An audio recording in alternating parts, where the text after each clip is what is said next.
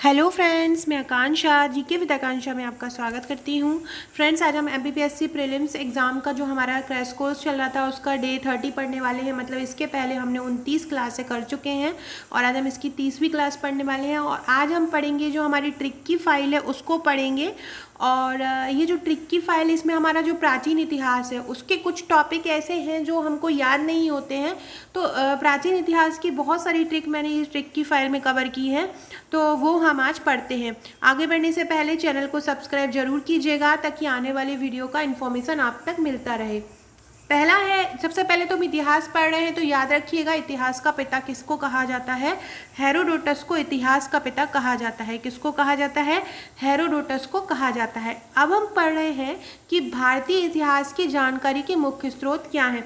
वैसे तो ये सभी को पता ही है कि देखिए, जो हमको इतिहास के बारे में जानकारी मिलती है, कुछ हमारे पास लिखित जानकारी है, कहीं पे कुछ हमें पुरातात्विक साक्ष्य, जैसे कि हमें कहीं पे चट्टानों पे लिखे हुए अभिलेख मिल गए तो उनके द्वारा मिलती है, कहीं कोई प्राचीन ग्रंथ मिल गए उनके द्वारा मिलती, कहीं कोई धर्म ग्रंथ जैसे कि रामायण है, महाभारत है तो हमें वहाँ धर्म के बारे में जानकारी मिलती। ऐसे ही कुछ यात्री जो आए थे, जो हमारे जैसे कि मुग़ल शासक हैं उनके समय आए थे, या मौर्यों के समय आए थे, या गुप्तों के समय आए थे, तो उन लोगों की जो जानकारी थी, उन्होंने अपने जब आए थे तो हमारे यहाँ बौद्ध धर्म की शिक्षा लेने आए थे। कोई कोई भारत की सांस्कृतिक उनसे खुश होकर देखने के लिए आया था। तो वो जब आते थे तो अब उनका जो जब भारत से लौटते थे तो भारत से उनका कैसा एक्सपीरियंस रहा तो वो अपनी किताबों में लिखते थे। तो उन प्राचीन ग्रंथों से हमको जानकारी मिलती है। तो इस प्रकार से भारतीय इतिहास की जानकारी के मुख्य जो स्रोत हैं वो 4 हैं। कौन कौन से? धर्मपुर पर विशेष, ये ट्रिक है। धर्मपुर पर विशेष, धर्म मतलब हो जाएगा आपका धर्म ग्रंथ द्वारा, पुर मतलब हो जाएगा आपका पुरातात्विक साक्ष्य द्वारा, पर मतलब हो जाएगा आपका प्राचीन ग्रंथों से, और विशेष से हो जाएगा आपका विदेशों से आए यात्रियों से। तो इस प्रकार से प्राचीन भारतीय इतिहास की जानकारी के मेन स्रोत जो हैं 4 हैं। फ्रेंड्स, जो हमारा प्रीलिम्स का पैकेज है उसमें आपको ये ट्रिक की फ़ाइल मिलेगी। बहुत सारे लोग मुझे बोलते हैं कि मैम कुछ फ़ाइलें दे दीजिए 16 में से प्रीलिम्स की। तो मेरा क्या है, 16 का पैकेज बना हुआ है तो मैं आपको 1 या 2 फाइलें नहीं दे सकती हूँ। तो आप इनमें से कोई मतलब आप ऐसा नहीं कर सकते कि आप कोई ले, आपको पूरा पैकेज ही लेना पड़ेगा। और पूरा पैकेज ही बहुत इंपॉर्टेंट है। आपको चाहे वस्तुनिष्ठ प्रश्न लगाना हो, चाहे वन लाइनर लगाना हो, सभी आपको एक जगह पर मिलने वाले हैं। नेक्स्ट है, वेदों की संख्या कितनी है। वेदों की संख्या, वैसे तो ये बहुत इजी क्वेश्चन है कि 4 है, लेकिन फिर भी हम इसको ट्रिक द्वारा भी याद कर सकते हैं। सॉरी अयजू, वेदों की संख्या 4 है। सॉरी अयजू याद रखिएगा, वेद सॉरी अयजू। सा से हो जाएगा आपका सामवेद, जहाँ पे संगीत के बारे में बताया गया है। री से हो जाएगा ऋग्वेद, आ से हो जाएगा अथर्ववेद, और यजु से हो जाएगा यजुर्वेद। तो सामवेद, ऋग्वेद, अथर्ववेद और यजुर्वेद, ये वेदों की संख्या है। नेक्स्ट है उपवेदों के नाम। वेरी इंपॉर्टेंट क्वेश्चन है। 4 उपवेद हैं। हर जो वेद है, जैसे कि आपके 4 वेद हैं तो चारों वेदों का एक एक उपवेद है ना। तो उन्हीं उपवेदों के नाम आपको कहते हो। आपसे कोई भी 4 ऑप्शन दे देंगे, आपको पूछेंगे कि इनमें बताइए उपवेद कौन सा है, तो आपको उपवेद याद रखना है कौन सा है। तो उपवेद के लिए आपको ये याद रखना है गंध सी आय। उपवेद के लिए आपको क्या याद रखना है? गंध सी आय। तो गंध सी आय उपवेद है, आपको ऐसे याद रखना। आप नॉर्मली जैसे कुछ काम कर रहे हो, आप कोई लिख रहे हो, कहीं जा रहे हो, या अपना घर में ही कुछ जैसे कि लेडीज़ हैं तो खाना बना रही हैं, तो आप एक ट्रिक अपने मन में बोलते रहिएगा कि हाँ ये है, तो आपको वो उससे संबंधित पूरा प्रश्न जो होगा याद हो जाएगा। जैसे कि मैंने राज्यपाल को याद करने की ट्रिक, मुख्यमंत्री को याद करने की ट्रिक, प्रधानमंत्री पूरे जितने अभी तक है उनको याद करने की ट्रिक, राष्ट्रपति, इसी प्रकार आर्टिकल को याद करने की ट्रिक, सब इसमें ट्रिक की फाइल में दी है। तो आपको बस इनको ही बहुत अच्छे से करना है। तो गंध सी आय में गंध से हो जाएगा आपका गंधर्व वेद, ध से हो जाएगा आपका धनुर्वेद, सी से हो जाएगा आपका शिल्प वेद, और आय से हो जाएगा आयुर्वेद। इस प्रकार से 4 उपवेद है। नेक्स्ट है कि ऋग्वेद के 10वें मंडल में 4 वर्ग बताए हैं।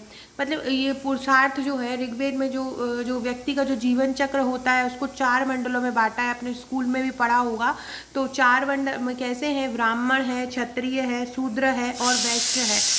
एक तो कौन कौन से हैं? ब्राह्मण है, क्षत्रिय है, शूद्र है, वैश्य है। ब्राह्मण जो ब्राह्मण होते हैं, क्षत्रिय मतलब जो क्षत्रिय युद्ध लड़ते हैं, वैश्य शूद्र मतलब जो नीचे जाति के होते हैं। नीचे जाति से मतलब है उस समय ऐसे लोग जो रहते हैं जो इनकी क्षत्रियों के और वैश्य व्यापारियों के जो उनके अंडर में काम करते हैं उनको शूद्र बोलते थे, और वैश्य मतलब जो व्यापारी होते थे।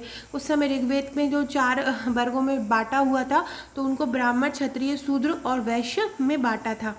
नेक्स्ट है वेदांगों की संख्या। वेरी इंपॉर्टेंट क्वेश्चन, क्योंकि ये याद नहीं होते हैं वेदांग। तो वेदांगों की संख्या 6 है। कौन कौन सी है? निसी, कब, जायच। निसी, कब, जायच।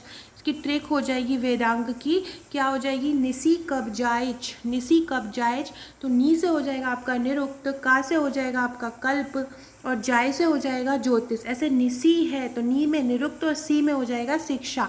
तो आपको याद रखना है वेदांग निसी कब जायच, निशी कब जायच, निशी कब जायच, वेदांग निसी कब जायच। तो नी से निरुक्त, सी से शिक्षा, का से कल्प, है ना, और वा से व्याकरण, जा से ज्योतिष और छ से छंद।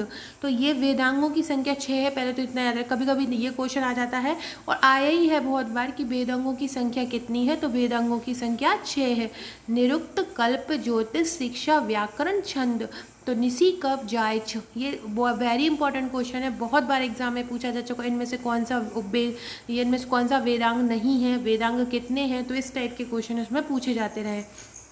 नेक्स्ट है 5 पुराण जिनसे राजाओं की वंशावली मिलती है, मतलब जिनसे राजाओं के बारे में पता चलता है। तो ये है 5 पुराण जो मेन है वो है भावी बम्बा। भावी बम्बा, ये ट्रिक याद रखना है। भावी बम्बा, भा से हो जाएगा आपका भागवत पुराण, बी से हो जाएगा आपका विष्णु पुराण, बा से हो जाएगा ब्राह्मण पुराण, मत्स्य पुराण सबसे पुराना, और वायु पुराण। तो भागवत पुराण, विष्णु पुराण, ब्राह्मण पुराण, मत्स्य पुराण और वायु पुराण, ये आपके 5 पुराण हैं जिनसे हमें राजाओं की वंशावली के बारे में जानकारी मिलती है। मत्स्य पुराण जो है वो सबसे पुराना है। नेक्स्ट है पुराण और उनसे संबंधित राजवंश, जैसे कि बागों में 20 आम, बहुत इंपॉर्टेंट है, ये याद रखिएगा क्योंकि ये क्वेश्चन जो है बहुत बार आता है कि वायु पुराण किससे या गुप्त वंश से संबंधित कौन सा पुराण है। तो याद रखिए बागों में 20 आम, बा से मतलब है वायु पुराण और ग से हो जाएगा गुप्त वंश ना। मे से हो जाएगा मौर्य वंश, 20 मतलब विष्णु, तो मे से हो जाएगा आपका मौर्य वंश, 20 से हो जाएगा विष्णु पुराण। आम में आपका क्या हो जाएगा? आ से हो जाएगा आपका आंध्र सातवाहन वंश, और मा से हो जाएगा मत्स्य पुराण। क्वेश्चन आता है कि आंध्र सातवाहन वंश किससे संबंधित है? तो मत्स्य पुराण से संबंधित है। तो वायु पुराण गुप्त वंश से संबंधित है, मौर्य वंश से विष्णु पुराण, और आंध्र सातवाहन वंश से है मत्स्य पुराण। बागों में 20 आम, वायु पुराण से गुप्त वंश, विष्णु पुराण से मौर्य वंश, और आंध्र सातवाहन वंश से मत्स्य पुराण। मे से मौर्य और बी से आ जाएगा विष्णु पुराण, आ से आंध्र सातवाहन वंश और मा से हो जाएगा मत्स्य पुराण। तो इस प्रकार फ्रेंड हमने आज की ये ट्रिक पढ़ी। आगे की ट्रिक के लिए आप चैनल पे बने रहिएगा, हम नेक्स्ट वीडियो में आगे की ट्रिक पढ़ेंगे। ये फ्रेंड इसी प्रकार की फाइलें आपको मिलेंगी, उनमें ट्रिक की ये फाइल मिलेगी। इस ट्रिक की फाइल में आपको पूरा का पूरा भारत, पूरा का पूरा मध्य प्रदेश और पूरा विश्व जो है ट्रिक द्वारा समझाया जाएगा। इसमें ऐसी ट्रिक रहेंगी जो क्वेश्चन आपको याद नहीं होते हैं, उनको आपको ट्रिक द्वारा बताया जाएगा, तो आप इसको देख सकते हैं। सो फ्रेंड्स ये थे हमारा आज का वीडियो। आने वाली और वीडियो के लिए चैनल को सब्सक्राइब जरूर कीजिएगा। वीडियो अच्छा लगे तो लाइक कीजिएगा एंड शेयर कीजिएगा। ये हमारा मेंस का नोट्स है, आप ये देख सकते हैं मेंस के नोट्स को, और इस प्रकार की आपको फाइल मेंस में मिलेगा और इस प्रकार की फाइल आपको प्रीलिम्स में मिलेगा। इसके साथ आपको एक पेड ग्रुप भी मिलेगा प्रीलिम्स का, जिसमें आपको करंट अफेयर्स कराया जाएगा। जो भी आपके प्रीलिम्स का एग्ज़ाम जब भी होगा तब तक आपको वहाँ पे करंट अफेयर्स का PDF दिया जाता रहेगा। Okay friends, thank you.